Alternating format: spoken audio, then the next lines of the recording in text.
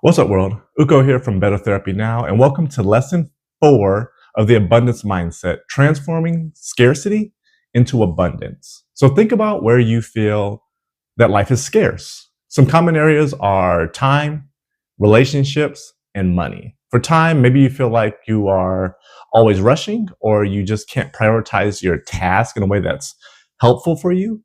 And for money, maybe you feel like you're living paycheck to paycheck. And for relationships, perhaps you feel isolated. We're going to do some exercises to help you identify areas of scarcity and then develop action steps so that we reframe our thoughts and come up with an action plan that creates more abundance in all of those areas. Let's take these 3 common areas of scarcity one at a time. So time. Time is different for everybody, so I can only really speak from my own experience. But no matter who you are, your day is a collection of processes. And if it feels like chaos, then that's an opportunity to create processes in your day-to-day actions. There are tons of books and videos and workbooks about prioritizing your days just because this is how businesses operate. So reading a business book could help you prioritize and operationalize your day.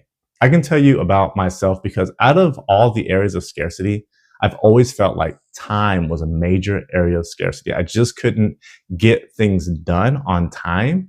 And really big tasks were like monkeys on my back. And it was really just draining. And then all the little tasks were like ankle biters that were preventing me from progressing forward. So I did 3 things that really changed the ball game in terms of time and made time seem more abundant. The first thing was that I had a habit of creating these really long to-do lists of like 20 things with what I would call feel-good tasks. These are really small things that I would just do and be able to cross off of my to-do list just to feel good about it and make myself feel like I was getting things done in the day. Things like checking the mail or checking my email or responding to somebody or texting somebody, like just very small things that were not pivotal. The change that I made is I said, I will not have a to-do list of more than 10 things. If I have more than 10 things on my to-do list, that means there's probably a whole lot of feel-good tasks that don't really move the needle in my life. The next thing that I used to do was I would avoid hard tasks. Some hard tasks usually require a lot more brain power. They take much more time and they're usually kind of boring. And I would just avoid these day in and day out, or I would break them down into like 100 different steps and it would take me months to do something that could have taken a week. So how I changed that is I would rank my tasks from most important to least important, take the 3 most important tasks that are urgent and put those in a different section of my sheet or my planner. And I would attack those tasks first every single day. The last thing that I did was I started to delegate. I oversee about 16 people at my job, and I have an overnight staff. So one time I had a big curriculum that I had to get done. This was taking me forever. This was a giant task. And what I did was I provided very clear guidance, very clear examples, and I delegated that task to somebody else. I think this is possible for everybody, especially in the world of virtual assistants. There are virtual assistants out there that will work for $3.60 an hour. This is an opportunity.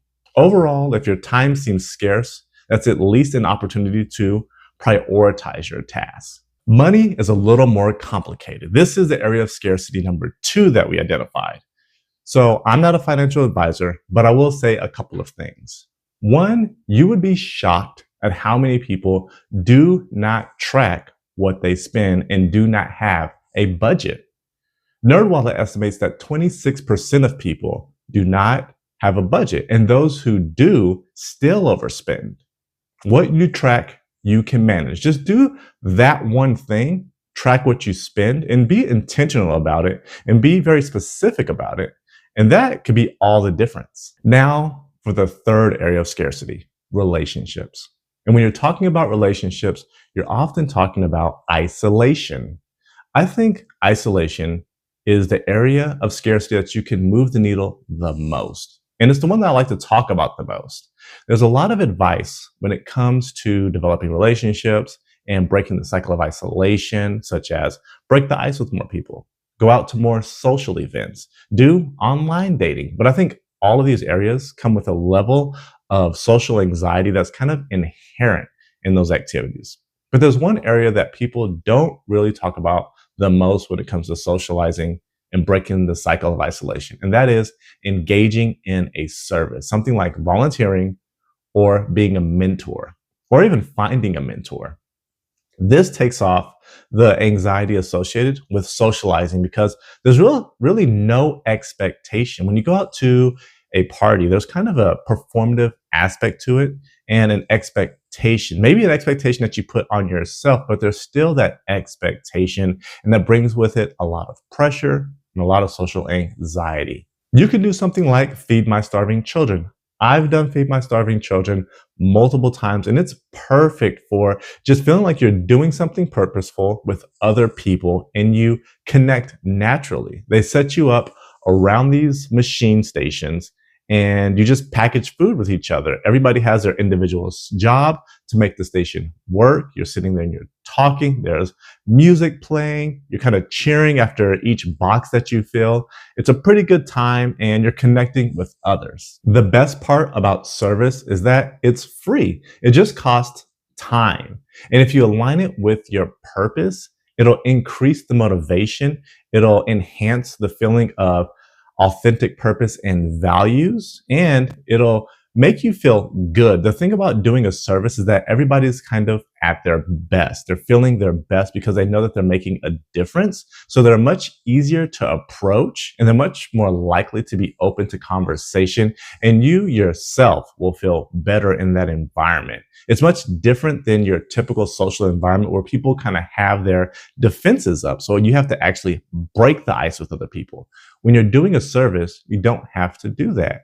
And then another one is mentorship. This pairs you with another person. The one drawback is that it is a time commitment. Things like Boys and Girls Club or being a big brother or a big sister have a time commitment that usually stretches years. But if you have the time, do a mentorship program, be a mentor or find a mentor. In the workbook, there's 3 sections that are designed to help you break this cycle of isolation through service. The first one is 10 ideas for engaging in community activities. The 10 ideas are pretty generic as things like volunteering at a hospital or doing Feed My Starving Children, but they're things that exist pretty universally throughout the United States. So if you just go to a hospital or you search on the internet, volunteering at hospitals in my neighborhood, you're very likely to find something. And the good thing about hospitals specifically is that the time commitment is usually a little bit shorter.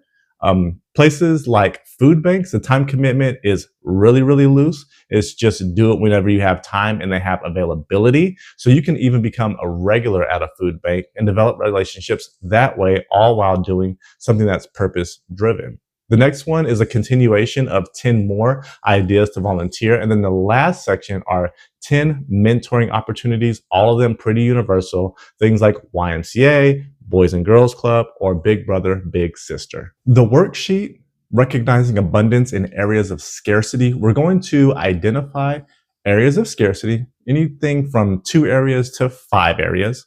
And you can think of things like time, money, and relationships, which we already talked about, or opportunities, scarcity in health, scarcity in energy, creativity, confidence, resources. Think of all of these areas and select about 4 or 5 of them.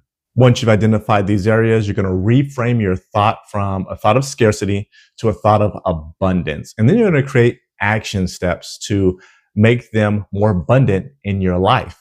Once you see the abundance in everyday life, you'll begin to see abundance in the world in general, and specifically an abundance in opportunities. And you'll start setting bigger goals than you ever have before. And this is key to the abundance mindset because it means you're finally taking risks. And this might lead to a couple of things. One, imposter syndrome. And the question of, did I make the right decision in terms of your goal set? You'll get a sense of fear and limitation, which is what we'll talk about in the next lesson. See you in lesson 5.